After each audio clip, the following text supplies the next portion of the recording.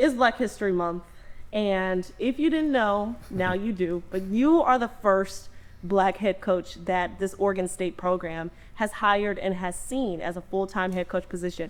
Just talk about what that means to you. You know, quite honestly, it wasn't something that I was really focused on in my journey as a coach. I really initially got into the coaching profession just for the opportunity to help young men. That's what it was all about. I had coaches who helped me and gave me opportunities. This game has given so much to me, and I just felt like to become a head coach at some point would be something where I would be able to give back to the entire football team. And so that was what I was really more or less focused on in this journey. And as I've come to know that this is a first here, it's definitely something that's special to me. I'm going to do it right, so that our players, our fans, everyone involved in the program knows and understands that I'm a man who can do the job the way it's supposed to be done. And speaking of the man that can do the job, what pressures come with that? Not only is your name etched in history as the first Black head coach at Oregon State, and in your personal life, this is your first head coaching gig. Just talk about the pressure. Oregon State only won 2 games last season. So is there any pressure to win immediately or to start or to even just be the best? Well, first I would just say anything that happened prior to me getting here doesn't impact me one way or another. I'm solely focused on the next thing that we have at hand. It's the essence of going 1-0 in all things in life. You don't get to reach back into your past and change all of that, and you cannot forecast what your future is going to be. So I just worry about the present and going 1-0. So I can't worry about what happened last year. That's not a part of my history. And to be quite honest about it, this is a different team, completely different team. Had a number of young men go into the portal.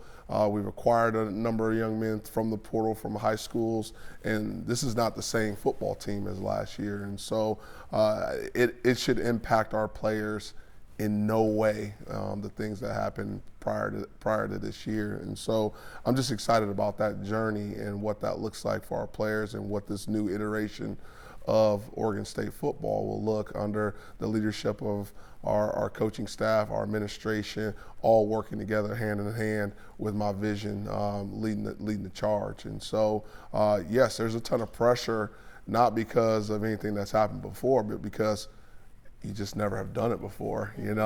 I've told people over and over again, you don't know how to be a parent until you become a parent for the first time and have a kid. And so you don't know what the pressures are and the things that are going to come up as a head football coach until you get there. You just can't prepare for all the things that are going to be available to you, the experiences that you're going to have.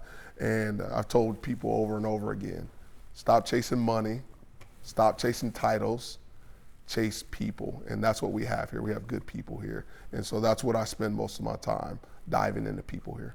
And a different array of people that you've brought in on the coaching staff, as you previously mentioned, the roster changes. What is this new identity that this Oregon State football team has? If you don't have an identity yet, what is the goal of that identity? Well, I think when you start talking about identity, you start really talking about culture, and that's what you're really kind of reaching for. And what does the culture of this football team look like? I think it starts with our program being FAT, fat. Okay, all right. I heard you. That feels like an acronym. I heard that you grew up in the South. Okay, and my grandmother is from Alabama as well. Okay, so my entire family is from Alabama, and so they migrated up to Indiana. My grandmother, her nickname was Fat, and so that's why this is so important to me. She did a good job of raising me, but you know what? Fat just had this idea that you were happy because you were healthy, happy, and you know what? You ate good, you could take a nap. Tell me about it. That's the itis. Exact. That's that itis, okay? And certainly I took a lot from my grandmother, but that acronym starts with family, okay? And again, I hate to give you another one, but bring it on. Family, FAMILY, forget about me, I love you. That's what our football team needs to be about, loving one another. We have to do a great job of not worrying so much about our own things that we have and be worried about and know what the man next to me, what his goals, dreams, and aspirations are. And if we can do that and focus on that, we lift the whole football team. And then by proxy, you also rise as a player. So forget about yourself, guys. Don't worry about yourself. Good things will happen for you if you invest your time into helping your teammates. Accountability, extremely important. Those are the times where I felt like I grew the most, when I didn't want to be held accountable. And guess what? My grandmother still held me accountable. And so our players, they will be accountable for their actions. Our coaches, each and every one of us, we're accountable for what happens with this football team in all facets. But then the toughness piece, and that's something that I feel like has always been a staple of Oregon State University football. It's been a tough football team. I think that they played against a team not too long ago and ran the ball pretty much every play, the whole second half against that team. And that exudes a level of toughness from that football team, and we got to get back to that. That's where we have to be, a tough football team. Whenever SEC head football coaches are making changes and coaches are getting hired and fired, somehow the conversation always ends up talking about Nick Saban and his football family tree, so to speak. The guys who formerly coached with Nick Saban and went on to be a head coach at another program, you kind of fall under Kalen DeBoer's tree in a sense, as he took you to Alabama. Now you've branched off and you're your own head coach at Oregon State. What kind of separates you two as coaches? What have you learned under him? Well, I would say one thing that really separates us, I'm a lot louder than Kalen is, Kalen is super calm, pretty much in all circumstances. It doesn't matter what the situation is. He brings a level of calmness to everything that goes on within the program.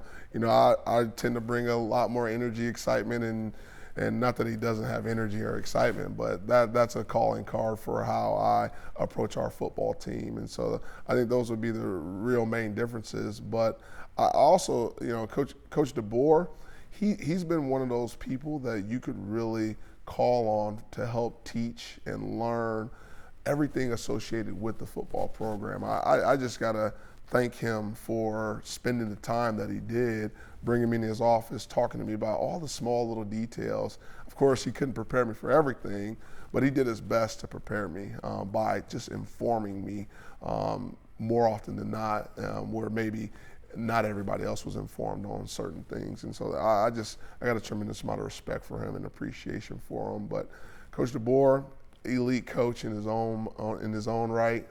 He's paving his own path there, and to come here and get this opportunity to pave my own path here, I believe it's truly an honor.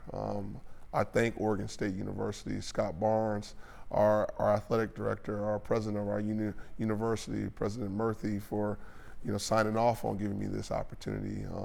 At the end of the day, I think we all know that I don't really get that many opportunities to be a head coach, and for them to, give the keys to this, not just this football team, but we sit at the doorstep of the university. Yeah, we might not be the most important part of the university, but we're the part that's most visible right at the doorstep. And for them to give me the keys to be able to run to the house, I'm super excited about this opportunity.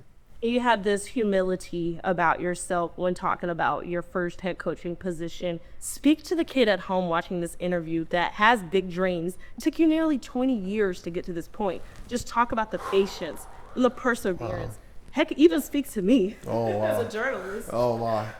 I'll take you on a quick journey. When I first started my coaching career, I was sitting outside of a stadium at Western Kentucky University and didn't have a key to the building to get in to even start to do the job that I wanted to do. At a point, I was sneaking into the facility to try to get things set up if I could, while volunteering in the weight room. They didn't pay me any money to help with the football team at that time, not 1 cent. I was a graduate teaching assistant in the kinesiology department. And so they paid me about $10,000. I'm married. I have an 8-month-old son at home. I'm taking classes, so I'm getting my master's degree at the time. Graduated as the graduate student of the year at the university that year, while still having this complete focus and dream of being a college football coach. We left a job where together my wife and I were making well over 6 figures to go allow me to follow my dream. And so I gotta say kudos and thank you to my wife for allowing me and giving me a chance to do that. She only had one request: just get your master's degree, and I did. And so I would tell young people, again, stop chasing all the other things, the accolades, the likes on your social media, all the clicks and things of that nature, and chase responsibility. That's what you need to be looking for, because the more responsibility you have, the more you're preparing yourself when the opportunity does come for you to be in a position where you're a head coach. I've done every job associated pretty much with football. I worked at the NCAA leadership conferences. Well, leadership is a big part of football. I did championships at the NCAA. Okay, we want to win championships at our Oregon State University. I worked in drug testing, so seeing the consequences of your actions when you're talking about drug testing, again, big part of what we have to teach these young men. I've worked in every facet associated with being a head football coach. It's not a surprise that this has happened because, again, I chased responsibility and I continue to prepare myself for this moment. And speaking of this moment and all the numerous roster changes, kind of paint a picture of what this Oregon State team is going to look like. We've heard toughness. We've heard the other acronyms that you mentioned being one of them. But on the roster, it's no players up. We know you guys have signed about 13 kids from high school, but we know spring ball hasn't even started. So you really kind of haven't seen what these guys look like on the field. But just paint us a picture of what you want to come week 1. This answer you're probably not expecting me to say, but I don't know. Valid. I do not know. I'm not 100% certain. This football team is about playing football. We are not a weightlifting team or a cross-country team, and we're doing a lot of running and a lot of weightlifting right now. I need to see some guys play some football before I can really give a true assessment of what this team will look like. Yes, we're trying to instill all these values into our players right now so that when they play football, they play it the way it's supposed to be done. But a long time ago, I was told, don't worry so much about the X's and O's. Make sure you prepare the Jimmies and the Joes. And so we got to see what our Jimmies and Joes can do when we actually start playing football. So really looking forward to spring practice. Everybody get there for spring game. Do you have a date for us? We will have our spring game on April 25th. And so planning to actually have an actual true game in some type of format. We're still trying to delineate what that'll look like based on our roster situation. That's what Oregon plays. Y'all have some split households. No, it's been fun going around this state. People love Oregon State.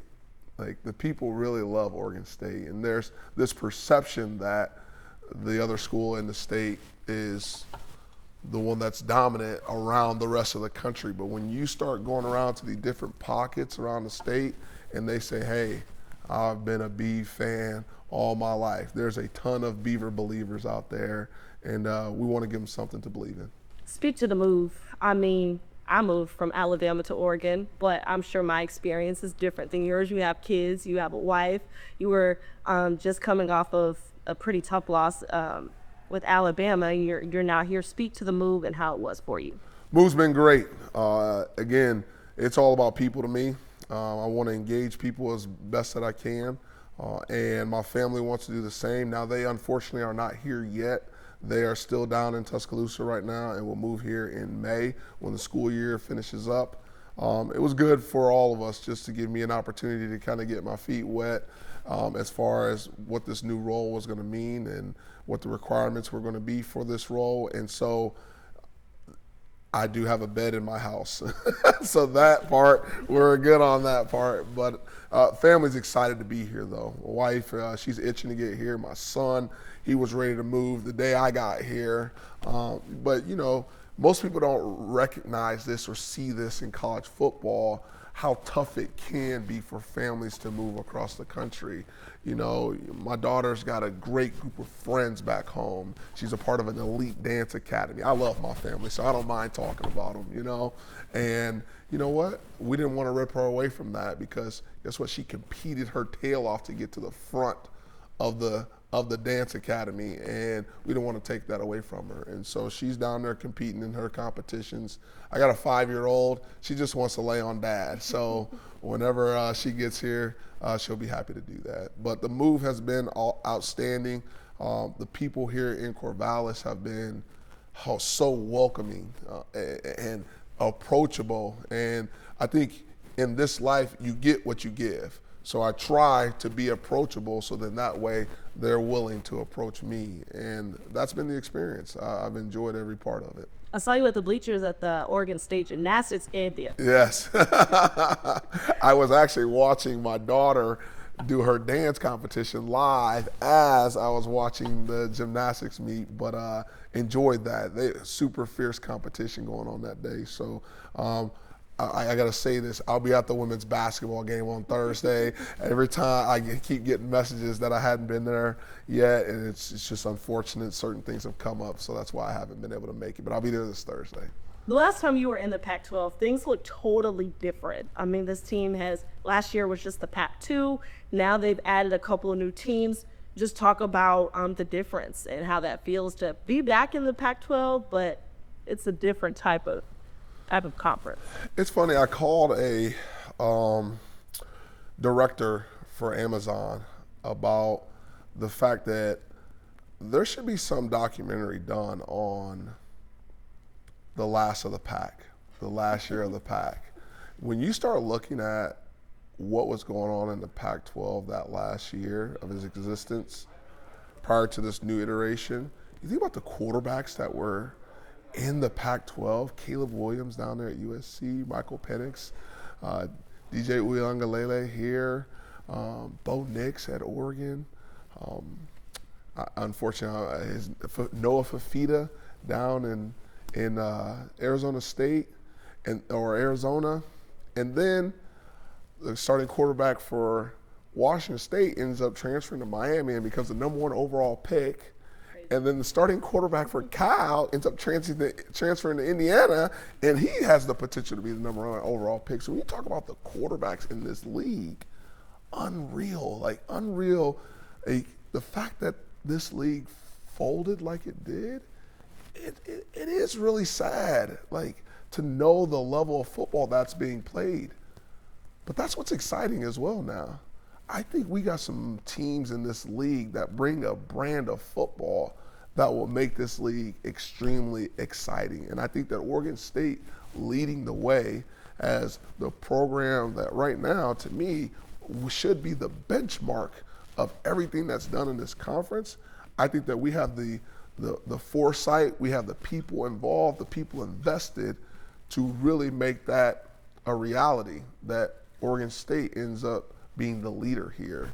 And so just excited that we get a chance to create it, be a part of creating something, Everybody does well when you just join something that's already been done, I mean, are you really making an impact? Are you really making a difference?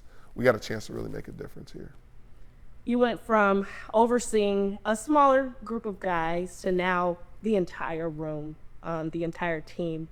Just talk about what you've learned with just a few weeks or a couple of months as a head coach, and how the difference has been.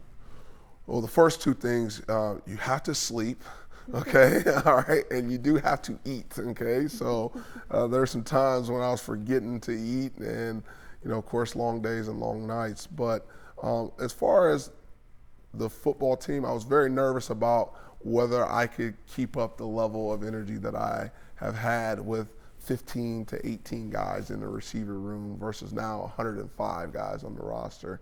And that part honestly has not been as difficult as I thought it would be. But it is about being intentional to let our players know that this is not a transactional sport. Or at least it shouldn't be for our program. That it has to be transformational. We have to try to transform their lives in a way that they walk away from here knowing that this was the best experience they could have ever had, but they have become someone who's a better man, but have been developed in all facets of their lives. And so that part of it is where you have to be intentional in your conversations, especially early on. I found that out pretty quickly when I got here and had my first meetings with the guys. You don't know for sure who's who. Like not without a little bit of uncertainty. And you know what? I probably botched it a couple times, if I'm being honest. Never screwed up a name or anything like that, but they wanted you to dive into them right then and there and make a pitch to them right now about why they should be at Oregon State University. And so, you know what, that's food for thought. That's something that I learned. Hopefully, I can take that experience and use it later on when the season ends and we're going through a similar process at that point. But at this point, we're just absorbing everything that we're getting and giving ourselves the best chance to just really dive into the hearts of our players. Right. Long shot here, but do you know when the first day of spring practice is? Not a long shot. I do know the date itself is getting past me right this minute, but it is the second week of March on that Tuesday. So we practice Tuesday, Thursday, and Saturday. So the actual date itself is getting past me. Okay, thank you. All right, I think. Oh, you mentioned in your first head coach presser when you took the job and everyone came out to see you speak for the first time. You mentioned low ego high output. What does that look like, and how are you implementing that in your life and in the lives of the guys that you coach? This is something that we really harped on en route to the national championship, that it doesn't matter where the idea came from. We're just trying to execute this offense in a way that everyone else around the country is going to want to know, how the heck did you do all that? And so certainly we all checked our egos at the door, and it didn't matter where that particular idea or concept came from. We just wanted to execute it at a high level. And that's the thing with our staff right now. I feel like we got an extremely low ego staff. Guys are changing responsibilities. They're changing who they're going to work with. Not worried about which player is going to fall under their purview or not. And I think we got a staff that's very low ego. But then they're ready to produce at a high level. I feel like I hired an elite defensive coordinator in Mike McIntyre. I think he's doing a great job already, helping our young men learn football. We got to get some kids that love football, and they're learning football. And I think when you learn it more, you end up loving it. And that's what I really enjoy about him. Mitch Dolan, he loves Oregon State. Okay, so his ego is already super low. He's just worried about producing at a high level at a place that he's always loved. I think he came to this place for the first time in a diaper. So he loves this place. He's always been here. And so it's about how we do it as the coaches, and then it'll trickle down to our players. Stop worrying about the things that you really don't have any control over, all right?